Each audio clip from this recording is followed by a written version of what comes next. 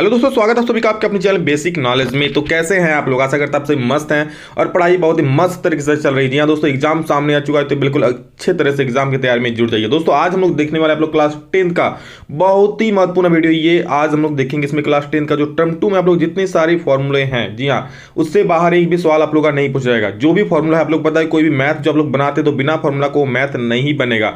तो बिल्कुल एनसीईआरटी का मैंने वो फॉर्मूला एक एक करके चुन चुन कर लाया है। जिस जिस चैप्टर में आप लोग का जो फॉर्मूला है, ठीक है, सभी को मैंने लेकर आया हूं और आप लोग को समझा भी दूंगा ये फॉर्मूला कैसे बना। तो वीडियो को पूरा देखिएगा, हर एक चीज की जानकारी मिलेगी यहाँ पर फॉर्मूला से रिलेटेड जो भी है टर्म 2 का। दोस्तों इस प्रकार का वीडियो टर्म का मैं टर्म 1 का पहले ही बना दिया है, तो आप लोग उसको भी जाके देख सकते हो, डिस्क्रिप्शन में लिंक दे दूंगा। तो चलिए शुरू करते हैं और देखते हैं क्या क्या फॉर्मूला है। गणित का वेरी वेरी इंपॉर्टेंट फॉर्मूला जो आप लोग एग्जाम में इससे सवाल पूछा जाएगा, इससे बाहर नहीं। और इस फॉर्मूला से बाहर दोस्तों कोई सवाल नहीं आएगा। पहले आप लोग को फॉर्मूला जानना बहुत जरूरी है, क्योंकि कोई भी मैथ का आधार फॉर्मूला होता है और आप लोग क्विक रिवीजन इससे हो जाएगा। मैं तो कहूंगा इस वीडियो को आप लोग सेव करके रख लीजिए कि जब भी आप लोग फॉर्मूला भूले तो सीधा इसको देख लें, ठीक है। और सभी दोस्तों को जरूर शेयर कर दे ताकि उसको भी इसका लाभ मिले। तो चलिए दोस्तों शुरू करते हैं। चैनल पर अगर पहली बार आए तो प्लीज सब्सक्राइब करना नहीं भूलिएगा। और हाँ, हमें अगर इंस्टाग्राम में अभी तक नहीं फॉलो किया तो डिस्क्रिप्शन में उसका भी लिंक है, जरूर फॉलो कर लीजिए। और आप प्यार से लाइक और कमेंट जरूर कर दीजिए। चलिए देख लेते हैं क्या क्या यहाँ फॉर्मूला है। तो दोस्तों आप लोगों को पहला फॉर्मूला स्क्रीन के सामने आ चुका है। ये दूरी सूत्र का फॉर्मूला है। आप लोग जानते हैं चैप्टर 7 आप लोग के सिलेबस में है, जो सिलेबस में मैं वही लाया हूं इस बार टर्म 2 का। तो इसको बोलते हैं दूरी सूत्र। अगर मान लीजिए कोई दो बिंदु दिया है a, b और उसका निर्देशांक दिया है x1 y1 और x2 y2, ठीक है। ये चैप्टर में बेसिक समझा चुका हूं, आप लोग देख सकते हो। और हर एक चैप्टर से रिगार्डिंग दोस्तों एक स्पेशल वीडियो आएगा, उस वीडियो को आप लोग जरूर देखिएगा। क्लास 7 का इंट्रोडक्शन वीडियो आ चुका है, बाकी इसका चैप्टर जो एक्सरसाइज का वीडियो है जल्द ही आप लोग आएगा आजकल में, ठीक है। तो देख लीजिए इसमें क्या है दोस्तों, दूरी सूत्र क्या होता है। ए बी इक्वल टू, किसी भी दो बिंदु के बीच में जब दूरी निकालते हैं तो आप लोग क्या लिखेगा, अंडर रूट, मतलब रूट के अंदर में x2 माइनस x1 का होल स्क्वायर और प्लस y2 माइनस y1 का होल स्क्वायर। अब आप लोग पूछेगा सर क्या x1 माइनस x2 का होल स्क्वायर नहीं लिख सकते हैं? उसको भी आप लोग लिख सकते हैं, x1 माइनस x2 का whole square plus y1 minus y2 का होल स्क्वायर। दोनों में से कुछ भी आप लिख सकते हो, चलेगा, ठीक है। लेकिन मैं ये वाला लिखा हूं तो आप लोग इसको भी कर सकते हो, यही फॉर्मूला है। नेक्स्ट, बिंदु x, y की मूल बिंदु से दूरी ज्ञात कीजिए। काफी ज्यादा सवाल ये वाला पूछा जाता है दोस्तों, 2 नंबर में आप लोग का रह सकता है। कोई आप लोग का एक बिंदु दे देगा, मान लीजिए दे दिया 5, 4, यही बिंदु दिया, बोलेगा मूल बिंदु से इसका दूरी निकालिए। तो कैसे निकालिएगा जब आपको फॉर्मूला ही पता नहीं होगा, ठीक, आपको फिर बहुत ज्यादा दिमाग लगाना पड़ेगा। तो उसके लिए क्या होगा, सिंपल सा दूरी सूत्र एक होता है, याद रख लीजिए। जब आप लोग को जब भी कहां से मूल बिंदु से दूरी निकालनी, तो याद रख लीजिए क्या होता है, अंडर रूट x1 x का स्क्वायर प्लस y का स्क्वायर, ठीक है। ये हो गया दोस्तों मूल बिंदु, ध्यान दीजिए। और मान लीजिए कहीं भी एक बिंदु है तो इसका जो दूरी निकलेगा ना दोस्तों, ये होता है अंडर रूट ये वाला x1 का x square plus y square. बस फॉर्मूला लगाइए, वैल्यू बैठाइए, जैसे 5 और 4 का 5 का स्क्वायर प्लस 4 का स्क्वायर, आराम से वैल्यू निकल जाएगा। उसी प्रकार हम लोग अगला और एक फॉर्मूला है दोस्तों कि बिंदु, मान लीजिए कोई बिंदु P है x1, y1, ठीक है। जो बिंदु x1 यहाँ पे x1, y नहीं, मान लीजिए कोई बिंदु x, y है, ठीक है। मान लीजिए कोई बिंदु क्या है x, y, जो बिंदु x1, y1 और बिंदु x2, y2 को m1 अनुपात m2 में विभाजित करता है, तो करता है का निर्देशांक निकालना है। मतलब किसका, P का निर्देशांक क्या होगा, ये फॉर्मूला पूछा है, ठीक है। इसको एक बार समझ लीजिए। एज फिगर में दो बिंदु यहाँ पर है A और B, ठीक है, उसका निर्देशांक दिया है x1, y1, B का दिया है x2, y2। इसको कोई तीसरा बिंदु है जो P यहाँ पर बीच में आ गया है, मतलब कबाब में हड्डी बनने, और ये उसको दोनों को बांट दे रहा है। किस अनुपात में बांट रहा है, m1 अनुपात m2 में। ये दोस्तों m1 अनुपात m2 कुछ भी संख्या हो सकता है 2 अनुपात 3 में बांट रहा है, हो सकता है 1 अनुपात 1 में बांट रहा है, कुछ भी अनुपात हो सकता है। मतलब इधर कुछ भाग रहेगा और इधर कुछ भाग रहेगा, समझ गए। तो इसके लिए सिंपल से एक फॉर्मूला दिया हुआ, याद कर लीजिए। क्या होता है, निर्देशांक किस बिंदु का, जो विभाजित कर रहा है। इसको विभाजन बिंदु भी बोलता है और विभाजन फॉर्मूला भी बोलता है, सेक्शन फॉर्मूला भी बोलता है, ठीक है। तो Px, y क्या हो जाएगा दोस्तों, m1 x2 plus m2 x1 by m1 plus m2, ये x का निर्देशांक हो गया। और y के निर्देशांक के लिए लिखेंगे m1 y2 plus m2 y1 by m1 plus m2, ये y का निर्देशांक हो गया। बस सिंपल सा फॉर्मूला है। इसको कैसे बनाएंगे आप लोग, तो देखिए कोई भी 3 चीज यहाँ पर दिया रहेगा, मैंने यहाँ पर जो जो लिखा है देख लीजिए। ये है निर्देशांक, विभाजन बिंदु, ये 2 बिंदु है और ये अनुपात। मान लीजिए ये वाला भी दे दिया है, A और B बिंदु दे दिया है और ये अनुपात दे दिया है। तो हो सकता है तो आप लोग क्या बोल दे कि आप वो बिंदु विभाजन बिंदु निकालिए, या फिर ऐसा बोल देगा कि आप लोगों का वो निर्देशांक दिया हुआ है जो विभाजित कर रहा है, साथ में पहला बिंदु दूसरा बिंदु भी दिया है, तो आप लोगों का अनुपात निकालने बोल देगा। इसी प्रकार का सवाल इसमें रहता है, ठीक है। तो ज्यादा हार्ड सवाल नहीं रहता, बहुत आसान है। मैंने मॉडल पेपर हम लोग सॉल्व कराया, आप लोग देख चुके हो। अगला है दोस्तों मध्य बिंदु का निर्देशांक काफी महत्वपूर्ण है। ये सवाल भी आप लोग मॉडल पेपर में भी पूछा गया और एग्जाम में भी इससे सवाल जरूर रहेगा, तो अच्छे से देख लीजिए क्या है। मध्य बिंदु किसी भी चीज का, किसी भी दो बिंदु के बीच का जो बिंदु होता है, मतलब बीचों बीच, मान लीजिए यहां पर एक बिंदु है भैया और यहां पर एक बिंदु है भाई, अब उसके बीच का ये बिंदु का निर्देशांक निकालने बोल रहा है। सिंपल सा फॉर्मूला होता है क्या, x1 प्लस x2/2 और y1 प्लस y2/2। ध्यान से फॉर्मूला को गौर करके दिमाग में और कॉपी में दोनों जगह लिख लीजिए। क्या होता है मध्य बिंदु का निर्देशांक, x1 plus x2/2 plus y1 plus y2/2, ठीक है। और क्यों होता है ये वाला, तो आप लोग ऐसे समझ सकते हैं, मध्य बिंदु मतलब क्या, m1 भी एक होगा। मध्य बिंदु मतलब क्या, इधर जितना भाग होगा इधर भी उतना भाग होगा। मान लीजिए इधर एक भाग तो इधर भी एक भाग, तभी ना जी ये मध्य बिंदु होगा। मतलब इधर जितना दूरी होगा उधर भी इतना ही दूरी होगा, मतलब 1:1 में बांट देगा, बराबर भागों में बांटेगा। तो m1 और m2 का वैल्यू मान लेते हैं 1:1 है, जो भी हमारे 4 और 4 ही है, तो 4 4 कट के तो लास्ट में एक ही आएगा ना। तो जहां जहां m1 है, जहां जहां m2 है, सब जगह एक बैठा दीजिए। देखिएगा यहाँ पर भी एक, यहाँ पर भी एक, यहाँ पर भी एक, यहाँ पर भी एक, और यहाँ m1 m2 में भी एक। तो आपका बचेगा क्या, x1 प्लस x2/2 बचेगा और y1 प्लस y2/2 बचेगा। और इसलिए दोस्तों आपका विभाजन बिंदु हो जाता है x1 plus x2/2, y1 plus y2/2। जो समझना चाहते हैं आप लोग फिर से देख सकते हैं, जो अभी तक नहीं समझे हैं तो रिपीट करके देख लीजिए। Got it. चलिए आगे बढ़ते हैं दोस्तों, काफी महत्वपूर्ण फॉर्मूला है, आप लोग रिवीजन कर लीजिए फॉर्मूला से। किसी त्रिभुज के 3 शीर्ष दिया हुआ है, ठीक है, x1 y1 x2 y2 और x3 y3। तो सिंपल सा त्रिभुज का एक फॉर्मूला होता है, देखिए तीनों शीर्ष यहाँ दिया हुआ है, तीनों शीर्ष, ठीक है, इसका निर्देशांक दिया है ये सब।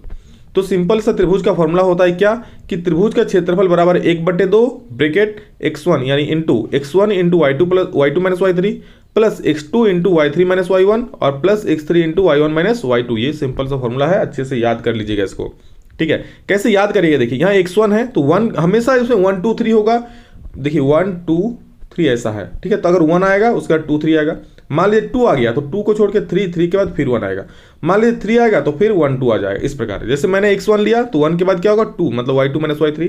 जो ब्रैकेट के अंदर रहेगा वो y रहेगा, जो ब्रैकेट के बाहर रहेगा हमेशा x रहेगा, याद रखिएगा। तो पहले x1 देखिए है यहाँ पर, फिर x2 आएगा, फिर x3 आएगा, और यहाँ पर y2 माइनस y3, फिर क्या लिए x2। अब 2 आ गया तो 2 के बाद क्या आएगा 3 यानी कि y3, और y3 के बाद फिर से 1 आ जाएगा y1, फिर x2 हो गया। अब क्या x3 लेंगे, x3 3 के बाद क्या होगा 4 तो है नहीं, मतलब फिर से 1 में आ जाएंगे, तो y1 माइनस y2।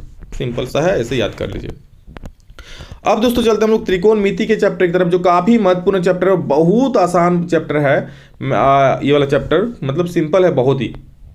ये सब फॉर्मूला भी याद कर ली दोस्तों, मैं जब पढ़ाऊंगा चैप्टर तो और अच्छे से समझाऊंगा। सिंपल अभी फॉर्मूला लिखा मैंने कि साइन थीटा इक्वल होता है p/h, cos theta equal to होता है b/h, टेन थीटा इक्वल होता है p/b, और इसका 3 को उल्टा होता है कॉसेक, सेक और कॉट। सिंपल इसका उल्टा, यानी कि आप लोगों को सिर्फ ये 3 फॉर्मूला याद करने की जरूरत है दोस्तों। ये 3 फॉर्मूला याद हो जाएगा। कैसे होगा, तो देखिए साइन थीटा p/h, तो याद रखना आपको सिर्फ इतना सा कि साइन का उल्टा क्या होता है कॉसेक, तो कॉसेक थीटा इसका उल्टा हो जाएगा h/p। अब कॉस का उल्टा क्या होता है सेक, तो कॉस थीटा b/h है तो सर सेक थीटा h/b हो जाएगा, उसका उल्टा हो जाएगा, आपने अभी कहा बिल्कुल। उसी प्रकार टेन थीटा क्या है p/b, अरे टेन थीटा का उल्टा तो कॉट थीटा होता है ना, याद रख लीजिएगा। कॉट थीटा क्या हो, इसका उल्टा b/p। बस ये याद रखना कि कौन वाला किसका उल्टा होता है, साइन का उल्टा कॉसेक, कॉस का उल्टा सेक और टेन का उल्टा कॉट। याद रखिए और इसको फॉर्मूला को उल्टा कर दीजिए, बस हो गया काम। अब आपको समझ में आ रहा होगा p/b/h क्या है, तो ध्यान दीजिए p, मैंने अगर ये वाला थीटा ले रहा हूं तो ठीक है, ये जो होता है p और b और h, मतलब p और b थीटा के अनुसार चेंज होता है। मैंने जब ये वाला थीटा लिया तो उसके सम्मुख वाला कोण p होगा, लंब होगा, और अगर ये वाला थीटा लेता तब ये वाला p हो जाता है। जब मैं चैप्टर पढ़ाऊंगा दोस्तों ये वाला तो आपको समझ में ज्यादा आएगा, ठीक है। अभी सिर्फ फॉर्मूला याद रखिए, ये फॉर्मूला मेन है, इसको आप याद रखिए। ये फॉर्मूला कभी बदलने वाला नहीं है, फॉर्मूला ऐसा ही रहेगा, ठीक है। p मतलब होता है लंब मतलब परपेंडिकुलर, h मतलब होता है हाइपोटेनस मतलब कर्ण, और b मतलब होता है बेस यानी कि आधार, ठीक है। तो अभी मैंने उल्टा वाला बताया आप लोगों को, तो ये वाला फॉर्मूला भी याद कर लीजिए। साइन थीटा क्या होता है 1 by cosec theta, cos theta क्या होता है 1 बाई सेक थीटा, और टेन थीटा क्या होता है 1 बाई कॉट थीटा। ये फॉर्मूला याद रखिए, एग्जाम के लिए काफी ज्यादा महत्वपूर्ण है आप लोग के सवाल को हल करने के लिए। और ये देखिए भाई साहब क्या आ गया है, इसके बिना तो दोस्तों आप लोगों का नंबर जरूर कटेगा, तो नंबर नहीं काटना है तो फॉर्मूला जरूर याद करना है। जैसे साइन का, साइन 0 डिग्री कितना होता है 0 होता है, साइन 30 डिग्री कितना होता है 1/2 होता है, साइन 45 डिग्री कितना होता है 1/2 होता है। उसी प्रकार कॉस का अगर 45 डिग्री बात करें तो कॉस यहाँ पे और इस लाइन में तो 1/√2 ऐसे करके याद करना है। जैसे tan 30 डिग्री कितना होता है सर, तो tan यहाँ पर है 30 यहाँ पर है, दोनों को मिलाइए 1/3 इसका आंसर हो जाए। तो इसको जरूर याद कर लेना है जो सारणी में है। इसमें भी दोस्तों सेम है, 3 को याद कर लीजिए, साइन कॉस और टेन, और इसका उल्टा को याद कर लीजिए। साइन का उल्टा क्या कॉसेक, कॉसेक का उल्टा सेक, सेक का उल्टा कॉट, और टेन का उल्टा कॉट। तो कैसे याद कीजिएगा, जैसे मान लीजिए साइन जो है साइन 45 डिग्री क्या है 1/√2। अब साइन का उल्टा क्या है कॉसेक, तो कॉसेक 45 के 1/√2 का उल्टा हो जाएगा, यानी √2/1 या फिर √2/1 या √2 बोले एक ही बात है। तो साइन 60 डिग्री कितना है √3/2 है, तो साइन का उल्टा क्या कॉसेक, तो कॉसेक 60 कितना हो जाएगा 2/√3। देखिए तो है 2/√3, कॉसेक 60 2/√3। तो सिंपल 3 को याद करिए, बाकी 3 को आपके झोली में रहेगा। ठीक है, आगे बढ़ते हैं दोस्तों। अब ये सब फॉर्मूला भी याद कर लीजिए, सेम ये भी उल्टा है। यहाँ पर क्या देख लीजिए, साइन 90 - थीटा होता है कॉस थीटा, उसी प्रकार tan 90 - a cot A, theta बोलिए ए बोलिए बी बोलिए एक ही बात है। ठीक है, tan 90 - a क्या हो जाएगा कॉट ए और सेक 90 - a हो जाएगा कॉसेक ए। सेम इसका उल्टा होता है, साइन का क्या होता है कॉस हो रहा है ना, तो कॉस 90 - a साइन ए। जैसे tan 90 - a कॉट ए, तो cot 90 - a tan A. Sec 90 - a cosec A, तो कॉसेक 90 - a क्या हो जाएगा सेक ए हो जाएगा। 3 को याद कीजिए, 3 को आपको फ्री, मतलब 3 के साथ 3 फ्री मिलता है यहाँ पर। ठीक है, आप लोग सुने हैं ना कि जब बाजार मॉल में खरीदने जाते हैं तो 1 के साथ 1 फ्री, वैसे 3 के साथ 3 फ्री मिलता है यहाँ पर। ठीक है, वही चीज़ है। आगे दोस्तों बढ़ते हैं यहाँ पर। अब हम लोग आ जाते हैं चैप्टर 13 में, जो कि घनाभ क्षेत्रफल वाले हैं। सिंपल फॉर्मूला याद रख लीजिए। देखिए घन कैसा होता है, तो घन आप लोग लूडो का गोटी देखे होंगे, इस टाइप का घन होता है दोस्तों, जहाँ जिसका हर एक भुजा क्या होता है बराबर होता है। ठीक है, हर एक साइड क्या होता है बराबर। अब देखिए घन का पार्श्व पृष्ठ क्षेत्रफल क्या होता है 4a²। पार्श्व मतलब क्या, इस साइड का, चारों तरफ साइड को देख लीजिए, ऊपर और नीचे को छोड़ दीजिए। ठीक है, नीचे तो ढका हुआ है और ऊपर इसको छोड़ के साइड का, तो साइड में आपको फेस दिखेगा। अगर मैं आप लोग को बोलूँ लूडो का साइड का चारों फेस आप गिनिए तो क्या होता है 4 को फेस दिखेगा, तो 4a²। अगर बोलो कुल कितना फेस होता है, कुल कितना फलक होता है 6 को होता है, तो कुल का क्षेत्रफल निकालने बोले घन का, तो कितना हो जाए 6a² हो जाएगा। उसी प्रकार घनाभ का होता है दोस्तों 2 × l + b × h। घनाभ का कुल प्रतिशत होता है 2 × lb + bh + hL। और यहाँ पर देख सकते हैं ये घनाभ है, ये लंबाई है, ये चौड़ाई है और ये इसका ऊंचाई है। ठीक है, घनाभ के भी टोटल कितना 6 भुजाएं होती है, 6 साइड होते हैं, लेकिन इसका लंबाई चौड़ाई ऊंचाई अलग अलग होता है। ठीक है, उसी प्रकार दोस्तों देख सकते हैं ये कटोरा है, यानी कि अर्धगोला है, तो अर्धगोले का पार्श्व प्रतिशत होता है 2πr²। पार्श्व मतलब सिर्फ ये वाला क्षेत्रफल। ठीक है, और अगर कुल का बात करें तो इसको एक ढकना से ढक दीजिए, तो ये ढक जाएगा, मतलब कोण आकार से ढकेगा, वृत्ताकार आकार से ढकेगा, तो πr² जुड़ जाएगा। यानी कि अर्धगोले का अगर कुल निकालने बोले तो क्या हो जाएगा 2πr² में πr² जोड़ दीजिएगा, ये ऊपर वाला यानी कि 3πr² हो जाएगा। और गोले का प्रतिशतफल 4πr²। ये है गोला, मारिए किसी के माथा में ढेला। ठीक है, चलिए आगे चलते हैं दोस्तों। नेक्स्ट, बेलन का वक्र पृष्ठीय क्षेत्रफल। वक्र मतलब साइड का होता है, वक्र बोलिए पार्श्व बोलिए एक ही बात है। बेलन का पार्श्व पृष्ठ क्षेत्रफल भी बोल सकते हो। तो ये बेलन है, तो इसका साइड का जो क्षेत्रफल है ना, बस चारों तरफ का साइड गोलाकार में जो है वही क्षेत्रफल, वक्र बोलिए या पार्श्व बोलिए एक ही बात है। तो क्या होता है 2πrh। लेकिन अगर कुल निकालने बोले मतलब ये ऊपर वाला क्षेत्रफल भी जुड़ेगा और नीचे वाला क्षेत्रफल भी जुड़ेगा। कोण आकार का दिखेगा, एक ड्रम आप देखें, ड्रम तो ही है बेलन दोस्तों। ड्रम को आप ऊपर वाला कोण आकार का होता है, वृत्ताकार होता है, नीचे भी वृत्ताकार। तो जब कुल क्षेत्रफल निकालने बोलता है तो ऊपर और नीचे को ढक दीजिए, इसका कुल हो जाएगा। तो ऊपर और नीचे कोण आकार का होता है, वृत्ताकार होता है, मतलब 2πrh में 2πr जोड़ दीजिएगा, उसका फॉर्मूला आ जाएगा, जिसको कॉमन लेके फाइनली आता है 2πr × r + h। ठीक है, नहीं तो आप ऐसे भी लिख सकते हो कि इसका वक्र होता है 2πrh और प्लस ऊपर नीचे को जोड़िएगा तो 2πr², ये फॉर्मूला हो जाएगा। ठीक है, नेक्स्ट है शंकु का वक्र पृष्ठीय क्षेत्रफल क्या होता है, तो πrl होता है दोस्तों। अब आप लोग पूछेगा सर ये l क्या है, तो ये देखिए ये है शंकु, ये इसकी ऊंचाई, ये है इसकी त्रिज्या, और ये जो है ये उसको बोलते हैं दोस्तों तिर्यक ऊंचाई। क्या बोलते हैं याद रखिए, इसको बोलते हैं दोस्तों तिर्यक ऊंचाई। तिर्यक ऊंचाई समझ गए हैं, एल को तिर्यक ऊंचाई। तो इसको कैसे निकालेंगे आप लोग देख सकते हैं, खुद ही पाइथागोरस का थ्योरम करके यूज करके निकाल सकते हैं। यानी कि एल का स्क्वायर इक्वल होता है h² + r का स्क्वायर, यानी कि एल इक्वल हो जाएगा क्या हो जाएगा h² + r² √ में। ठीक है, चलिए दोस्तों आगे चलते हैं। यहाँ पर शंकु का कुल पृष्ठ क्षेत्रफल πr × r + l, तो यहाँ पर देख सकते हैं शंकु कुल क्या होगा πr + r + l, मतलब बस नीचे वाला को ढका जो है उसको जोड़ दीजिए πr², तो πrl में πr² जोड़ दीजिए, πr × r + l हो जाएगा। बस यहाँ पर कुछ आयतन लिख दिया है, तो घन का आयतन हो जाएगा aq, घनाभ का आयतन हो जाएगा l × b × h, और अर्धगोले का आयतन होगा 2/3πr²। ये अर्धगोला है आधा, तो पूरा गोला का इसका डबल यानी कि 4πr²।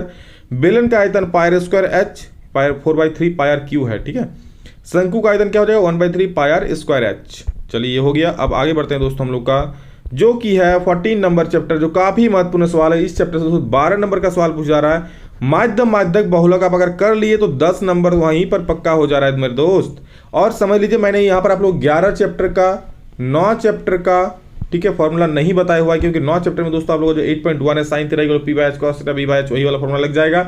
और 11 चैप्टर में दोस्तों कंस्ट्रक्शन, उसमें कोई खास फॉर्मूला है नहीं उसमें, ठीक है, तो इसलिए मैंने उसको नहीं बताया हूँ। तो इसको देख लीजिए, क्या है यहाँ पर 3 फॉर्मूला है। मैं यहाँ पर एक चीज ऐड करना चाहूंगा, ध्यान से सुन लीजिए। आप लोगों के मॉडल पेपर में कहीं भी इस प्रकार का सवाल नहीं था कि आप कल्पित माध्य विधि का फॉर्मूला बताइए, या फिर पग प्रचलन विधि का फॉर्मूला बताइए, या फिर प्रत्यक्ष विधि का फॉर्मूला बताइए। बस आप लोगों को माध्य निकालने बोला था। लेकिन ध्यान से सुनिए, एग्जाम में ये सवाल आप लोग का आ सकता है, क्योंकि ये आप लोग का सिलेबस में है। आप लोग माध्य निकालने दे, ठीक है, तो कोई भी विधि आप निकाल सकते हो। इस विधि से निकालो, इस विधि से निकालो, इस विधि से, कोई भी विधि से निकाल सकते हो। प्रत्यक्ष विधि से हम लोग यूज करेंगे तो आसानी से बनेगा। मैंने जो भी सवाल सॉल्व किया है प्रत्यक्ष विधि से ही किया है। तो sigma F x by sigma F भी हम लोग लिख सकते हैं, मैंने इसी का यूज किया है, या सिग्मा एफ आई एक्स आई और बाई सिग्मा एफ आई, जो भी यूज करना है कर लीजिए, कोई दिक्कत वाली है नहीं, ठीक है। खाली यहाँ मैंने एफ एक्स लिखा था तो यहाँ पर एफ आई लिखा है और एक्स आई लिखा है, वैसे कोई दिक्कत है नहीं, ठीक है। तो एफ एक्स भी लिख सकते हो, एफ आई एक्स आई भी लिख सकते हो। कल्पित माध्य विधि का फॉर्मूला याद कर लीजिए। माध्य बराबर क्या होता है, एक्स डेस मतलब माध्य होता है, और A plus sigma F I D I by sigma F I. D I का फॉर्मूला दोस्तों याद रख लीजिए, डी आई इक्वल होता है एक्स आई और माइनस ए, ठीक है। और पग विचलन विधि का ये वाला फॉर्मूला याद कर लीजिए, माध्य बराबर A plus sigma F I Y by sigma F I into H. Formula को जरूर याद कर लीजिए, क्योंकि फॉर्मूला से डायरेक्ट सवाल आप लोग एग्जाम में पूछे जा सकते हैं। और इस पर दोस्तों 1-2 सवाल भी बना लीजिएगा हर एक फॉर्मूला पर, तो और ज्यादा कॉन्फिडेंट हो जाएंगे आप लोग। अगर पूछेगा तो जरूर बना खाइएगा। अब दोस्तों अगला है आप लोग का बहुलक निकालना है, तो जानते ही हैं बहुलक का फॉर्मूला होता है L plus F one minus F zero by two F one minus F zero minus F two into H, जहाँ एल है लोअर लिमिट, एफ वन है दोस्तों आप लोग का फ्रीक्वेंसी बहुलक वर्ग का, एफ जीरो बहुलक वर्ग से एक पहले लाइन का फ्रीक्वेंसी, और एफ टू है दोस्तों यहाँ पर बहुलक वर्ग से एक बाद के लाइन का फ्रीक्वेंसी, ठीक है, यानी बारंबारता। और एच मतलब जानते हैं कि वर्ग अंतराल की चौड़ाई। और एक फॉर्मूला है दोस्तों यहाँ पर लास्ट में, माध्यक बराबर बहुत महत्वपूर्ण है और आप लोग एग्जाम में सवाल इससे जरूर पूछा जाएगा। इसका फॉर्मूला था L plus N by two minus C F by F और इंटू एच, सिंपल सा फॉर्मूला, इसको याद कर लीजिए। एग्जाम में सवाल इससे आ रहा है, छप चुका है। और दोस्तों इसके बाद आप लोगों को बता दूं, यहीं तक था और तो कुछ है नहीं वैसा। सभी दोस्तों को, जितने सारे आपके दोस्त हैं सभी को शेयर कर दीजिए। और प्रायिकता वाले चैप्टर में वैसे कुछ खास फॉर्मूला है नहीं, सिंपल सा आप लोग का प्रायिकता बराबर होता है अनुकूल बटे कुल, मतलब जिस चीज का प्रायिकता निकाल रहे हैं वो चीज बटे कुल चीज, ठीक है। तो ये सिंपल सा कुछ फॉर्मूला जो आप लोग एग्जाम के लिए काफी महत्वपूर्ण है। उस फॉर्मूला को आप अगर समझ लिए तो फिर क्वेश्चंस को भी आसानी से बना सकते हो दोस्तों। जैसे तो मैं आप लोग का मैथ क्लास चालू कर ही दिया हूँ, एक अपलोड हुआ है कुछ और धीरे धीरे अपलोड हो ही जाएगा। तो बस सभी लोग चैनल पर बने रहिए, एग्जाम तक बहुत ज्यादा हेल्प होगा। सब्सक्राइब जरूर कर लीजिएगा। वीडियो कैसा लगा कमेंट करके जरूर बोलेंगे। अभी के लिए दोस्तों इतना ही, फिर मिलेंगे नेक्स्ट वीडियो में जल्द ही, तब तक के लिए जय हिंद, वंदे मातरम।